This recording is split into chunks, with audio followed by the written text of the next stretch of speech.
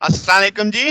आज का टॉपिक हमारे पास थर्मल कंडक्टिविटी के बारे में है, जो कि हम देखेंगे in the light of Fermi sphere, यानी क्वांटम मैकेनिकली अप्रोच के साथ देखेंगे फर्मी स्टैटिस्टिक्स के अकॉर्डिंग। फिर इसमें एक टर्म आएगी इलेक्ट्रॉनिक स्पेसिफिक हीट, उसकी डेफिनेशन भी देखेंगे और उसकी पूरी डेरिवेशन देखेंगे कैसे उसका टूल बनता है। तो शुरू करते हैं thermal conductivity in the light of Fermi sphere. तो हम जानते हैं थर्मल कंडक्टिविटी का टूल के बराबर होता है 1/3 CV VL। यहाँ पे जो CV है specific heat per unit volume है, V velocity of the particle है, L मीन फ्री पाथ है। स्पेसिफिक हीट आप जानते हैं कि भाई आप उसे 1 ग्राम अगर कोई आपके पास मटेरियल है उसका टेम्परेचर 1 केल्विन राइज करने के लिए जितनी हीट रिक्वायर्ड होगी वो आपकी स्पेसिफिक हीट होगी। जब हम वॉल्यूम पे बोलते हैं तो इसका मतलब वॉल्यूम आपने कांस्टेंट रखना है, तब आपको जो हीट रिक्वायर्ड होगी वो आपकी स्पेसिफिक हीट कहलाएगी फॉर वॉल्यूम। अब v velocity of the particle है, L मीन फ्री पाथ। जैसे मैंने कहा कि जब हम मैटर के अंदर होते हैं तो मेजर कंट्रीब्यूशन आपके पास फ्री इलेक्ट्रॉन की कंडक्शन की वजह से ही आता है। तो हम क्या करते हैं, CV को रिप्लेस कर देते हैं CE से। CE क्या है? Electronic heat capacity. तो अब ये जो टूल था इस शक्ल में आ गया। अब जरा इलेक्ट्रॉनिक हीट कैपेसिटी क्या होती है, ये बुनियादी तौर पे इलेक्ट्रॉनों का कंट्रीब्यूशन जो हीट कैपेसिटी की जानिब होगा उसको उसको बताती है, समझाती है। तो आम तौर पे ये इलेक्ट्रॉनिक जो आपके पास स्पेसिफिक हीट है टेम्परेचर डिपेंडेंट होती है और लीनियरली वेरी करती है, यानी डायरेक्टली प्रोपोर्शनल होती है टेम्परेचर के। लेट्स से हम एवरेज एनर्जी निकालते हैं इलेक्ट्रॉन की एट जो मेंटेन की गई होगी एट टेम्परेचर T। इससे पहले मैंने average energy at 0 kelvin discuss किया हुआ है, वो 2-3 लेक्चर पीछे अगर आप देखेंगे तो आपको वो मिल जाएगा। तो अब उसी टूल को लेके हम चल रहे हैं, 0 से इन्फिनिटी हमने लिया क्योंकि तमाम पार्टिकल जो वहां पे मुयसर होंगे उन सबको हमने देखा, उसमें एवरेज लिया।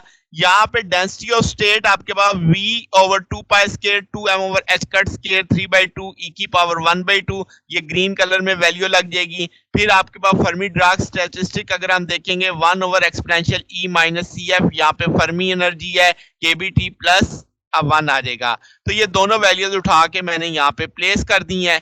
अब जो कांस्टेंट फैक्टर है उठा के बाई ले लिया, एक ई ये है, एक ई ये है, तो ई की पावर 3/2 होके इकट्ठा करके लिखा जा सकता है यहाँ पे।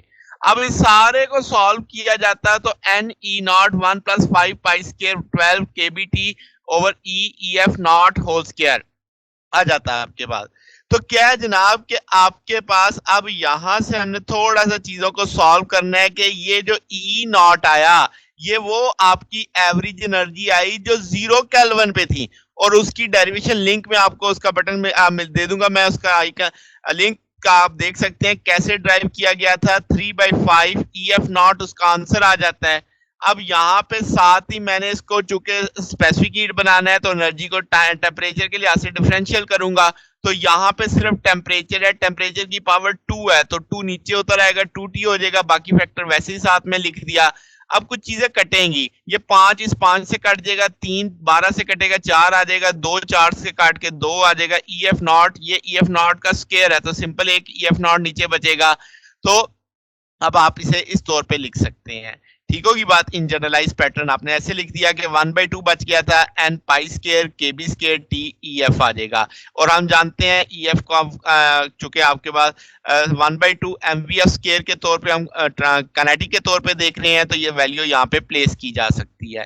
थोड़ा 1/2 से कटेगा, बाकी चीजें आप थोड़ी सी एडजस्ट कर देंगे। तो ये इलेक्ट्रॉनिक स्पेसिफिक हीट का टूल आ गया आपके पास। फर्मी एनर्जी को VF से जाहिर कर देंगे, मीन फ्री पाथ को L इक्वल टू VF टार, टाप का रिलैक्सेशन टाइम है, दो कोलिजन्स के बीच में जो आपका टाइम आता है उसको कहते हैं।